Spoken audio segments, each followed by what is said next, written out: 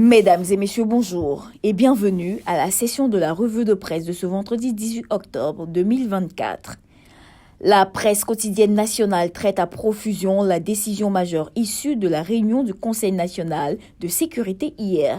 Le Patriote Barça une en écrivant que la FESI est dissoute et que l'indice de sécurité est en baisse. Fraternité Matin, qui intervient sur le même sujet, précise qu'au-delà de la FESI, ce sont toutes les associations syndicales estudiantines qui sont dissoutes. Toute chose que salue le rassemblement qui estime qu'au regard de tant de violence, de crimes et de défiance, le CNS frappe très fort en dissolvant la FESI et les autres associations comme le CEUCI. L'expression pour refermer ce chapitre écrit que le CNS entérine la dissolution de la FESI et d'autres syndicats. Le confrère propose aux lecteurs toutes les décisions arrêtées hier. L'actualité, c'est aussi la grève dans le secteur éducation, formation, santé. L'Inter revient sur la réunion du comité consultatif de la fonction publique hier. Au total, ce sont 4 heures d'échanges qui ont eu lieu entre Anne Houloto et des syndicats. Daniel Hormond, de son côté, est formel pour dire que la résolution de la question des primes est en bonne voie.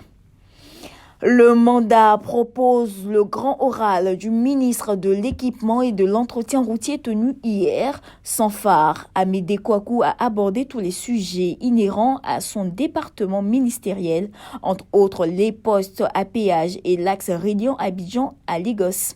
L'on retient que les péages sont pourvoyeurs d'emplois et de ressources.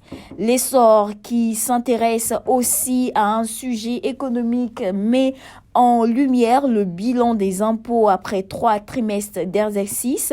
Le journal informe que la Direction générale des impôts a collecté 3 168,3 milliards de francs CFA, ce qui donne droit à des félicitations de la part du ministre Adama Coulibaly au directeur général des impôts Ouattara Sy Abou.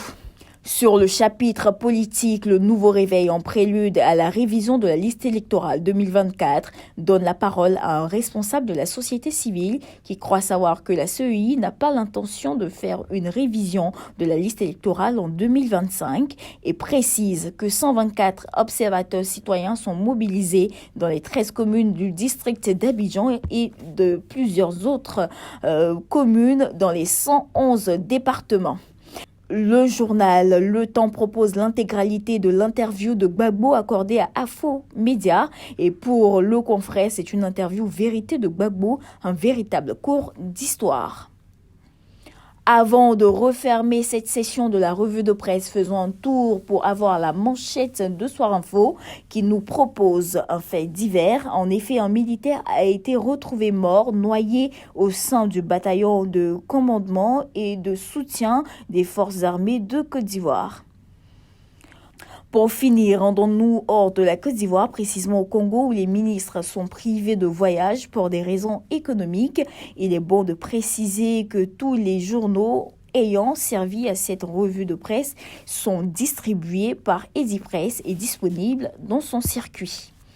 Mesdames et messieurs, voici ainsi égrené l'essentiel de l'actualité. Nous vous donnons rendez-vous lundi, même heure, même canal. D'ici là, portez-vous bien.